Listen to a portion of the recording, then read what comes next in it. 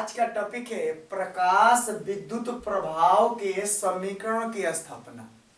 ये 2022 में जो यूपी बोर्ड का एग्जाम होगा यदि तो बहुत ही मोस्ट क्वेश्चन है और ये पेपर में आने की 100% गारंटी है। ठीक है ना, चलिए इसके बारे में समझते हैं। प्रकाश विद्युत प्रभाव पहले क्या होता है, पहले आप इसके बारे में समझिए। ठीक है, समझिए। आप ऐसे मान लीजिए कोई धातु का ये पृष्ठ है, अगर कोई धातु के पृष्ठ पर उच्च आवृत्ति का प्रकाश गिरता है, जब धातु के पृष्ठ पर उच्च आवृत्ति का प्रकाश गिरता है तो यहाँ से इलेक्ट्रॉन का उत्सर्जन होता है। जैसे प्रकाश गिरेगा ना तैसे क्या होगा, इलेक्ट्रॉन निकलते हैं यहाँ से। तो इस घटना को कहते हैं प्रकाश विद्युत प्रभाव। क्या कहते हैं? प्रकाश विद्युत प्रभाव। तब परिभाषा बता सकते हैं प्रकाश विद्युत प्रभाव के कि जब किसी धातु के पृष्ठ पर प्रकाश उच्च आवृत्ति का, किस आवृत्ति का, उसका आवृत्ति क्या हो, उच्च हो, तो कहा जाएगा कि जब किसी धातु के पृष्ठ पर उच्च आवृत्ति का प्रकाश गिरता है, जब किसी धातु के पृष्ठ पर उच्च आवृत्ति का प्रकाश गिरता है तो इलेक्ट्रॉन क्या होते हैं, उत्सर्जित होते हैं। तो पृष्ठ से इलेक्ट्रॉन उत्सर्जित होते हैं। तो इस घटना को प्रकाश विद्युत प्रभाव कहते हैं।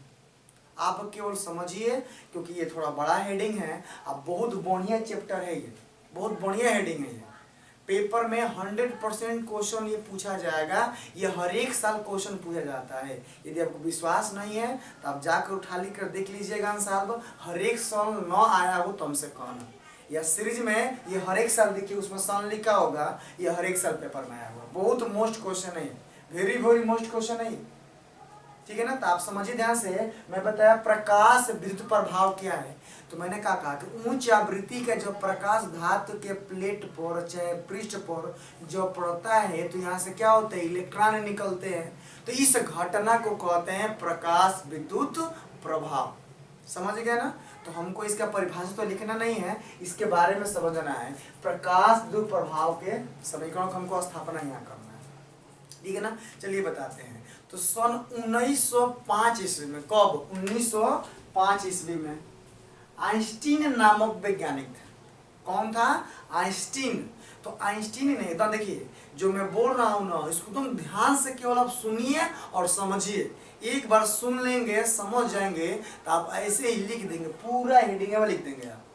ठीक है ना, ये पेपर में लॉन्ग क्वेश्चन में आएगा। ठीक है ना, चलिए स्टार्ट करते हैं। कि मैंने बताया कि सन 1905 ईस्वी में कौन था? आइंस्टीन था। तो आइंस्टीन नामक वैज्ञानिक ने, चाहे कह सकते हैं आप कि, सुनिए ध्यान से, आइंस्टीन ने सन 1905 ईस्वी में, आइंस्टीन ने सन 1905 ईस्वी में प्रकाश विद्युत प्रभाव की व्याख्या क्वांटम सिद्धांत पर किया। प्लांक के क्वांटम सिद्धांत पर किया था, उन पर आधारित किया था। उसके बाद 1921 ईस्वी में, कब, 1921 ईस्वी में इनको, आइंस्टीन को भौतिकी का नोबेल पुरस्कार मिला था। 1905 ईस्वी में आइंस्टीन ने प्रकाश विद्युत प्रभाव का व्याख्या किया था। कब किया था? 1905 ईस्वी में। समझ में आया कि नहीं है? मैंने क्या कहा कि 1905 ईस्वी में आइंस्टीन ने प्रकाश विद्युत प्रभाव का क्या किया था? व्याख्या किया था। और उसके बाद 1921 ईस्वी में उनको भौतिकी के, माने भौतिकी का नोबेल पुरस्कार मिला था। और उन्होंने व्याख्या कैसे किया था, सुन ध्यान से। माने आइंस्टीन ने कहा था कि जो प्रकाश होता है ना, आइंस्टीन ने क्या कहा था कि प्रकाश ऊर्जा के छोटे छोटे, प्रकाश जो आता है आपके पास, जो हमको मिलता है प्रकाश, तो उन्होंने ये कहा कि प्रकाश ऊर्जा के छोटे छोटे बंडलों या पैकेटों के रूप में चलता है। समझ गए नहीं? प्रकाश तो ऊर्जा है, हमारा सबको पता है। प्रकाश क्या एक प्रकार की ऊर्जा है। तो उन्होंने कहा कि प्रकाश जो होता है ऊर्जा के छोटे छोटे बंडल, माने छोटे छोटे बंडलों में ऊर्जा होती है, इनके रूप में चलता है। और इन बंडलों को क्या कहा गया? फोटान का है। क्या कहा है? फोटान। और फोटान के पास कितनी ऊर्जा होती है? तो h न्यू। कितनी होती है? h new. जहां h प्लांक नियतांक है और न्यू क्या है? प्रकाश की आवृत्ति है। ठीक है ना, आइंस्टीन ने क्या कहा था? आइंस्टीन ने कहे थे कि प्रकाश ऊर्जा के छोटे छोटे बंडलों या पैकेटों के रूप में चलता है, जिन्हें फोटान कहते हैं। और फोटान कहते हैं, और फोटान के पास कितनी ऊर्जा होती है? एच न्यू होती है, जहां एच प्लांक नियतांक है और न्यू प्रकाश की आवृत्ति है।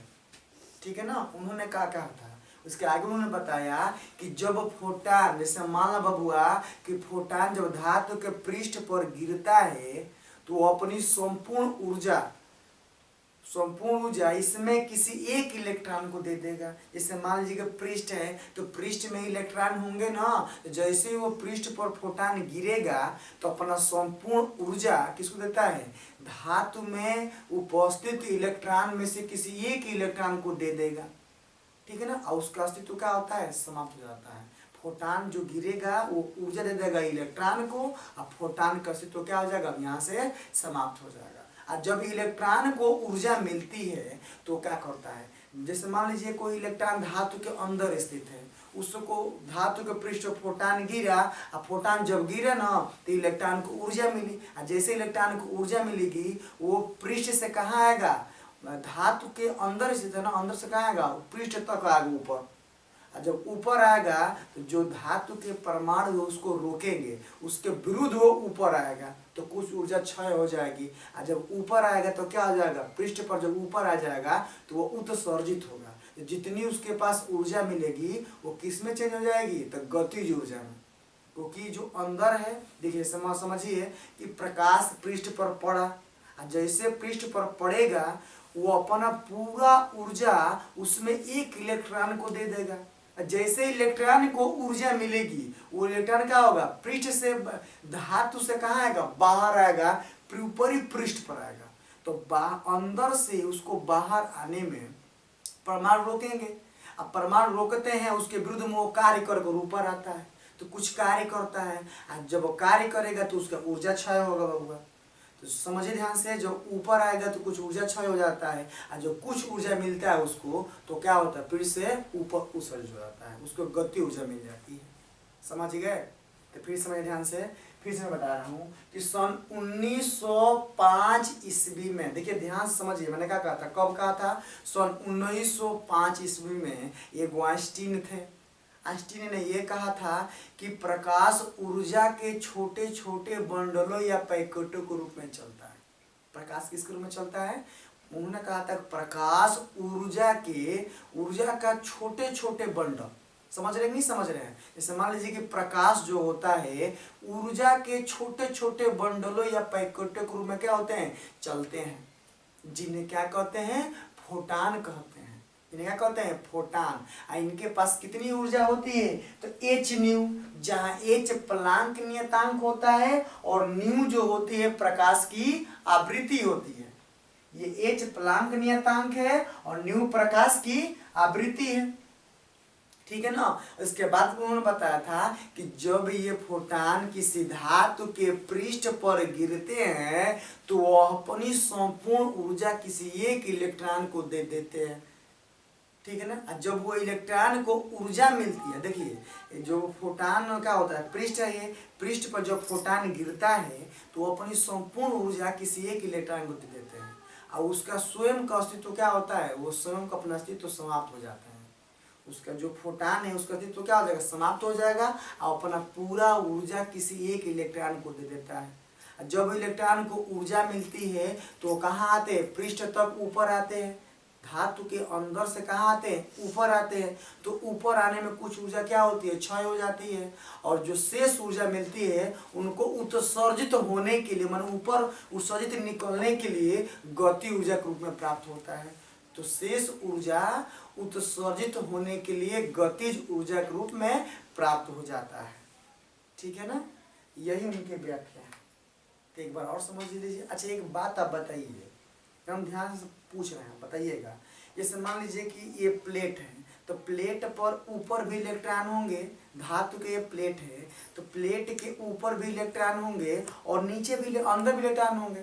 तो जब वहां से फोटान गिरेगा तो जो इलेक्ट्रॉन पृष्ठ के ऊपर होंगे, जैसे मान लीजिए यहाँ पर ये पृष्ठ है, यहाँ पर एक इलेक्ट्रॉन यहाँ पर, तो जो इलेक्ट्रॉन ऊपर होंगे उनको यहाँ ऊर्जा मिलेगी, और जो ये नीचे होंगे तो इनको ऊपर आने में कुछ ऊर्जा क्षय हो गई होगी, और जो बिल्कुल ऊपर है उनकी ऊर्जा क्षय नहीं है।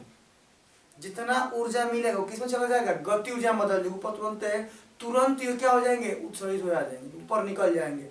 जबकि जो अंदर वाला इलेक्ट्रॉन है वो ऊपर आने में कुछ ऊर्जा क्या हो जाएगी, क्षय हो जाएगी, और तब जो शेष ऊर्जा मिलेगी तब न ऊपर उत्सर्जित होगा वो। तो बताइए इसमें किसका गति ऊर्जा अधिक होगा, अंदर वाले के गति ऊर्जा अधिक होगा कि ऊपर वाले गति ऊर्जा अधिक होगा। ये साफ समझ में आ रहा है कि जो इलेक्ट्रॉन ऊपर होगा उसकी गति ऊर्जा क्या होगी, अधिक होगी, क्योंकि उसका ऊर्जा क्षय नहीं हुआ है। जितना उसको ऊर्जा मिली है ना, जैसे जो ये इलेक्ट्रॉन है जितना ऊर्जा मिली है वो गति ऊर्जा में बदल गया, लेकिन जितना जो अंदर वाला इलेक्ट्रॉन है जितना इसको ऊर्जा मिली है उसमें से कुछ भाग अंदर से ऊपर पृष्ठ तक आने में खर्च हो गया, और जो शेष बचा है वो न गति ऊर्जा में चेंज हो गया। ठीक है ना। तो आपसे प्रश्न पूछा जाएगा यदि कि किस इलेक्ट्रॉन की गति ऊर्जा अधिक होगी, तो जो इलेक्ट्रॉन पृष्ठ पर उपस्थित होगा उसकी गति ऊर्जा क्या हो जाएगी, अधिक हो जाएगी, और जो धातु के पृष्ठ के अंदर होते हैं उनकी गति ऊर्जा क्या होती है, कम होती है। ठीक है ना। चलिए फिर से समझते हैं। आप इसको मैं ध्यान से बता रहा हूँ, एकदम ध्यान समझिए, एकदम कहानी के बतौर समझिए इसे। मैंने कहा कि सन 1905 ईस्वी में आइंस्टीन ने प्रकाश विद्युत प्रभाव के व्याख्या प्लांक के क्वांटम सिद्धांत के आधार पर किया। तो प्लांक के क्वांटम सिद्धांत क्या होता है, यही ना होता है। समझिए ध्यान से क्या बोल रहा हूं। सन 1905 ईस्वी में, कब, सन 1905 ईस्वी में सन 1905 ईस्वी में आइंस्टीन ने प्रकाश विद्युत प्रभाव की व्याख्या प्लांक के क्वांटम सिद्धांत के आधार पर किया था। उसके बाद 1921 ईस्वी में, कब, 1921 ईस्वी में उन्हें भौतिकी का नोबेल पुरस्कार मिला था।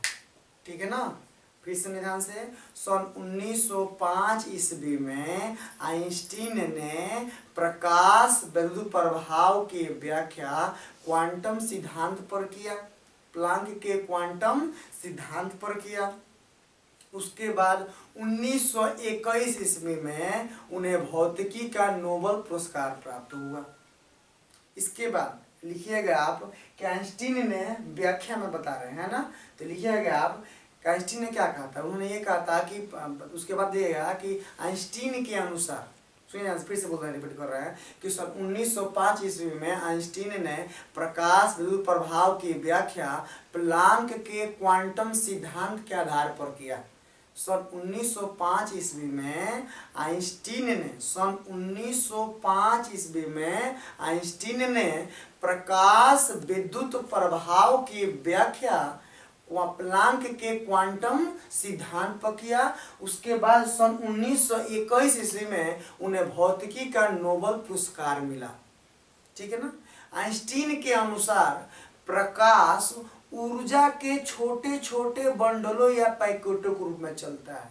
आइंस्टीन के अनुसार, किसके अनुसार, आइंस्टीन के अनुसार प्रकाश ऊर्जा के छोटे छोटे बंडलों या पैकेटों के रूप में चलता है जिन्हें फोटान कहते हैं। फोटान के पास ऊर्जा h न्यू होता है, जहां h प्लांक नियतांक और न्यू आवृत्ति होती है। जहां h प्लांक नियतांक और न्यू प्रकाश की आवृत्ति होती है। जब ये फोटान किसी धातु के पृष्ठ पर गिरते हैं, जब ये फोटान किसी धातु के पृष्ठ पर गिरते हैं तो वह अपनी संपूर्ण ऊर्जा किसी एक इलेक्ट्रॉन को दे देते हैं, है कि नहीं।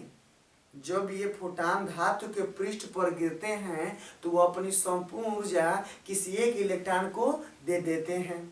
इलेक्ट्रॉन को भीतर से, धातु के भीतर से पृष्ठ तक आने में, इलेक्ट्रॉन को धातु के भीतर से पृष्ठ तक आने में कुछ ऊर्जा क्षय हो जाती है, तथा शेष ऊर्जा इलेक्ट्रॉन को उत्सर्जित होने के लिए गतिज ऊर्जा के रूप में प्राप्त होता है। समझ में आया कि नहीं आया? देख, कुछ भी नहीं करना है, आप ध्यान से समझ गए होंगे। नहीं तो एक बार और मैं बोल रहा हूँ, देखो समझिए मैंने क्या कहा था कि सन कब 1905 ईस्वी में के रहे तो आइंस्टीन था। उन्होंने क्या कहा तो प्रकाश में प्रभाव क्या व्याख्या किया था, किसके सिद्धांत पर क्या था, तो प्लांक के क्वांटम सिद्धांत पर क्या था। ऐसे आप नहीं बोलेंगे तो कोई दिक्कत नहीं, आप ऐसे ही बोल सकते हैं कि सन 1905 ईस्वी में आइंस्टीन ने प्रकाश विद्युत प्रभाव के व्याख्या, सन 1905 ईस्वी में आइंस्टीन ने प्रकाश विद्युत प्रभाव की व्याख्या किया था। उसके बाद सन 1921 ईस्वी में इन्हें भारत का सन 1921 ईस्वी में इन्हें भौतिकी का नोबेल पुरस्कार प्राप्त हुआ। इनके अनुसार, आइंस्टीन के अनुसार, इन्होंने कैसे व्याख्या किया, आइंस्टीन ने ये कहा, कहेंगे आप, आइंस्टीन के अनुसार प्रकाश ऊर्जा के छोटे छोटे बंडलों या पैकेटों के रूप में चलता है। जब ये फोटॉन किसी धातु के पृष्ठ पर गिरता है तो वो अपनी संपूर्ण ऊर्जा किसको देता है, उसमें किसी एक इलेक्ट्रॉन देता है, किसी एक इलेक्ट्रॉन को ऊर्जा मिल जाती है। और जब इलेक्ट्रॉन धातु के अंदर होता है ना, और जब बाहर आता है तो कुछ ऊर्जा क्षय होती है, और जो शेष ऊर्जा बच जाती है उसको पृष्ठ से उत्सर्जित होने के लिए गति ऊर्जा के रूप में प्राप्त हो जाती है। ठीक है ना? चलिए एक बार पूरा शुरू से फिर से हम बोल रहे हैं, एकदम ध्यान से समझ लीजिएगा। मैं बार बार रिवाइज क्यों कर रहा हूँ, क्योंकि यहाँ पे ये बहुत मोस्ट क्वेश्चन है। ठीक है ना? हम प्रयास ये कर रहे हैं, आपको वैसे ही देखते ही याद हो जाएगा। ठीक है ना? ये फिर से बोल रहे हैं, कहिएगा आप, सन 1905 ईस्वी में आइंस्टीन ने प्रकाश विद्युत प्रभाव की व्याख्या, सन 1905 ईस्वी में आइंस्टीन ने प्रकाश विद्युत प्रभाव की व्याख्या प्लांक के क्वांटम सिद्धांत के आधार पर की। उसके बाद सन 1921 ईस्वी में इन्हें भौतिकी का नोबेल पुरस्कार प्राप्त हुआ। इनके अनुसार प्रकाश ऊर्जा के छोटे छोटे बंडलों या पैकेटों के रूप में चलता है। इनके अनुसार प्रकाश, जो प्रकाश होता है, ऊर्जा के छोटे छोटे बंडलों या पैकेटों के रूप में चलता है, जिन्हें फोटॉन कहते हैं। और फोटॉन के पास ऊर्जा h न्यू होता है, जहां h प्लांक नियतांक और न्यू प्रकाश की आवृत्ति होती है। h क्या होता है, प्लांक नियतांक, और न्यू प्रकाश की आवृत्ति होती है। जब ये फोटॉन धातु के पृष्ठ पर गिरते हैं, जब ये फोटॉन धातु के पृष्ठ पर गिरते हैं तो अपनी संपूर्ण ऊर्जा किसी एक इलेक्ट्रॉन को दे देते हैं, और वो इलेक्ट्रॉन धातु के भीतर से पृष्ठ तक आने में कुछ ऊर्जा क्षय करता है, तथा शेष ऊर्जा पृष्ठ से उत्सर्जित होने के लिए उसे गतिज ऊर्जा के रूप में प्राप्त होता है। आया समझ में? जो शेष ऊर्जा होती है उत्सर्जित होने के लिए गतिज ऊर्जा के रूप में क्या होगा, प्राप्त हो जाएगा। जो शेष बचेगा उससे गति ऊर्जा मिलेगा, वो क्या होगा, वहां से उत्सर्जित हो जाता है। ठीक है ना? अब जितना फोटॉन गिरेगा उतने इलेक्ट्रॉन क्या होते हैं, उत्सर्जित होते हैं। यदि एक फोटॉन गिरेगा तो एक इलेक्ट्रॉन निकलेंगे, दो फोटॉन गिरेंगे तो दो इलेक्ट्रॉन निकलेंगे। तो जितने फोटॉनों की संख्या होगी उतने इलेक्ट्रॉन क्या होते हैं, उत्सर्जित होते हैं। समझ गए? चलिए इसके बाद इसके हम समीकरण निकालते हैं। ठीक है ना? आपसे मैं पूछूं कि, चलिए आगे पढ़ा रहे हैं। ठीक है, ये समझिए इसके बाद क्या होता है। जैसे मान लीजिए कि लिखेंगे, यदि कि माना प्लांक नियतांक कितना हो, h हो, ये क्या माना प्लांक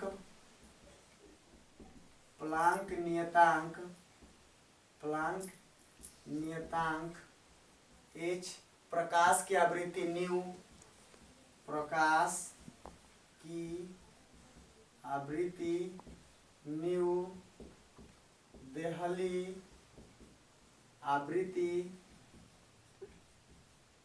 न्यू जीरो हो,